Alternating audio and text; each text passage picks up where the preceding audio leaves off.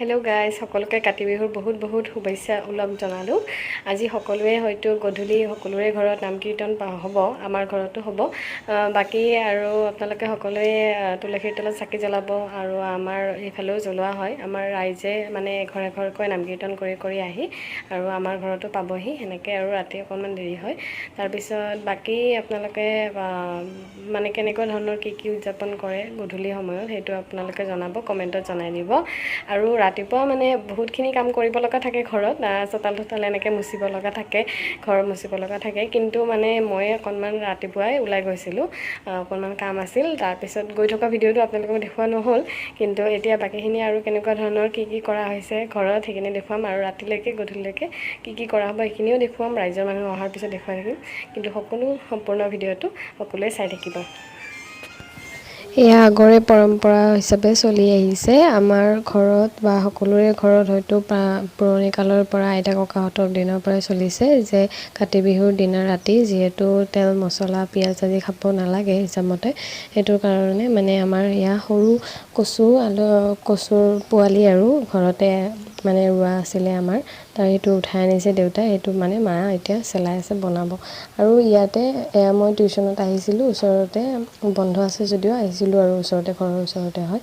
তো কাতি বিহু হিচাপে মানে সকলো ফালে নাটনি হয়, কিন্তু ইয়াতে তেওঁলোকৰ বনাইছে, মোক টিউশ্যনত দিছে লাড়ু, নাৰিকলৰ লাড়ু, পিঠা আদি এনেকৈ চাওকচোন ধুনীয়াকৈ।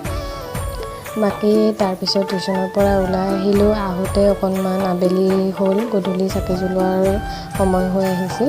তাৰপিছত মই দেখুৱাইছোঁ আপোনালোকক ধুনীয়াকৈ, ইমান দূৰণি পথাৰখন চাকি জ্বলাই দিয়াৰ লগে লগে ইমান ধুনীয়া দেখিছে। পৰম্পৰাগত এইবিলাক বহুত মানে ভাল লগা, যিখিনি আমাৰ আজো ককাৰ দিনৰ পৰা চলি আহিছে, বহুত ভাল লগা। তাৰপিছত এয়া হঠাৎ দেখিলোঁ জন্তু ওলাইছে আৰু আপোনালোককো দেখুৱালোঁ। তাৰপিছত এয়া দেউতাই ঘৰৰ বাৰীত বেৰা চেৰা দি লৈছে আৰু কলগছ পুতিছে। সকলোৰে ঘৰত তেনেকুৱাকৈ কলগছডাল পুতি চাকিটো জ্বলোৱাই হয়, আপোনালোকে সকলোৱে হয়তো কৰেই এইটো। আৰু তাৰপিছত আমাৰ গধূলি হোৱাৰ পিছতে মন্দিৰত মায়ে চাকি দি আছে। মন্দিৰটোৰ ভিতৰত আমাৰ শিৱ, সৰস্বতী মা আদি এনেকৈ আমি পূজা কৰোঁ আগৰ পৰাই। তো আপোনালোককো দেখুৱাইছোঁ, অকণমান চাই লওক। তাৰপিছত আৰু কি গধূলিৰ কামবোৰ কৰা হয় সেইটো দেখুৱাম। সকলোৰে ঘৰত নিশ্চয় কৰেই, চাই থাকক।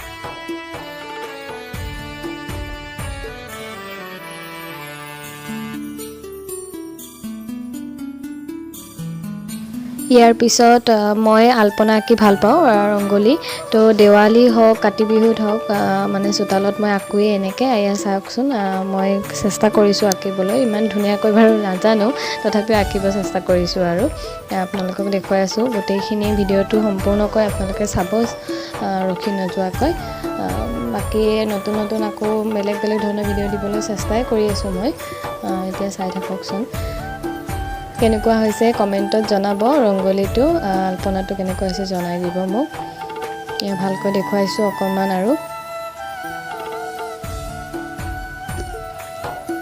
ৰং বিশেষ নাছিলে, মানে এইটো আমাৰ ফাকুৱা সেই হোলীৰ সময়তে অনা আছিলে, সেইখিনিয়ে দি মিলাই দিছোঁ আৰু কিবাকৈ। বাকী ঘৰত এইটো লাইটটো মানে মই আগতে আনি থৈ দিছিলোঁ যোৱা বছৰে, এইটো ভালেই আছে। তো সেইটো অকণমান মা ক'লে আৰু লগাই দিবৰ কাৰণে, তো মন্দিৰত এনেকৈ মই ফিটিং কৰি দি দিলোঁ। এইবিলাক ৰমক জমক থাকিলে সকলোৱে ভাল পায়, ময়ো ভাল পাওঁ আৰু এনেকৈ সৰুকৈ এডাল আনি থৈ দিছিলোঁ। আৰু তাৰপিছত আমাৰ ঘৰত যে ৰাইজে আহে নাম কীৰ্তন কৰে, সেইটো আপোনালোকক দেখুৱাম, অকণমান পিছতে দেখিবলৈ পাব। এয়া সৰু মামাই মানে প্ৰসাদখিনি গোঁসাইৰ ঘৰ থাপনাত আগবঢ়াই দিলে। তাৰপিছত এয়া আমাৰ গাঁৱৰ এটা নামঘৰ আছে, য'ত আইতাহঁতে নাম ধৰে, তাতে মই চাকি দিলোঁ। আৰু শিৱ মন্দিৰ এটাও আছে, তাতেও চাকি দিব যাব লাগে। আৰু ৰাইজে সকলোৱে তাৰমানে এখোৰ চাকি ইয়াতে দি দিয়ে আৰু ময়ো দিবলৈ আহিলোঁ। আৰু আমাৰ ইয়াতে বুঢ়া গোঁসাই নামঘৰ এটা আছে আৰু এনেকৈ।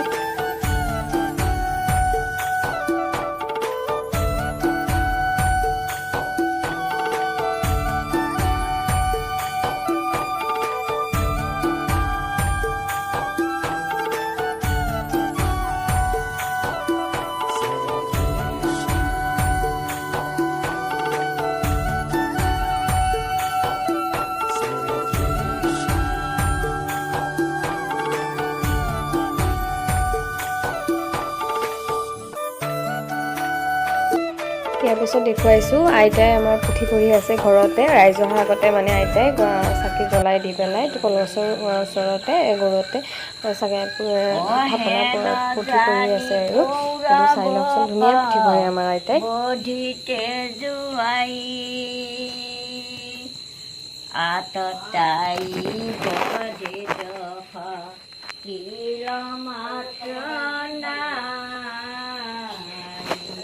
ইয়াৰ পিছত এয়া মায়ে মানে নুমুৱা যিবিলাক চাকি আছিলে, যিহেতু ৰাইজ আহিব আৰু তাৰ আগে আগে আকৌ জ্বলাই এবাৰ দি আছে আৰু এতিয়া ৰাইজ আহিব। এতিয়া কি হয়, কেনেকুৱাকৈ নাম কীৰ্তন কৰে সেইখিনি দেখিব, আপোনালোকে চাই থাকক সম্পূৰ্ণ ভিডিঅ'টো।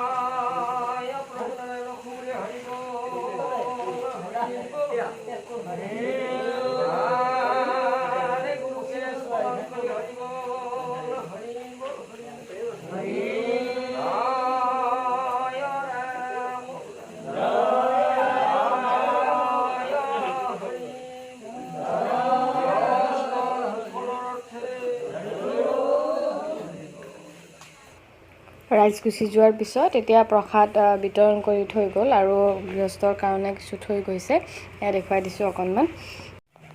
আৰু পিছদিনা যিখিনি প্ৰসাদ ৰৈ গৈছে সেইখিনিৰে সকলোৱে মানে ঘৰত দুপৰীয়া সময়ত এনেকৈ খিচাৰি বনায় আৰু ভাজি। তাৰপিছত আজি ভাবিলোঁ কি কাঁহীত খোৱাতকৈ কলপাতত খাওঁ, কলপাতত খালে এটা কলপাতৰ গোন্ধটোও পোৱা যায় আৰু বেষ্ট লাগে, মানে বহুত ভাল লাগে।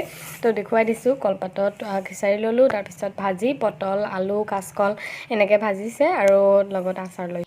খিচাৰিখিনি দেখিবলৈ ধুনীয়া হোৱা নাই কাৰণ হালধি খুব বেছিকৈ দিয়া হোৱা নাই। তাৰপিছত আৰু কেইটামান ফটো চটো কৰি দিলোঁ, গোঁসাই ঘৰৰ আগত কৰিলোঁ। এয়া সমনীয়া গাঁৱৰে আৰু এয়া মোৰ ভণ্টি, এনেকৈ। বাকী আকৌ নতুন ভিডিঅ'ত লগ পোৱাৰ আশাৰে আজিলৈ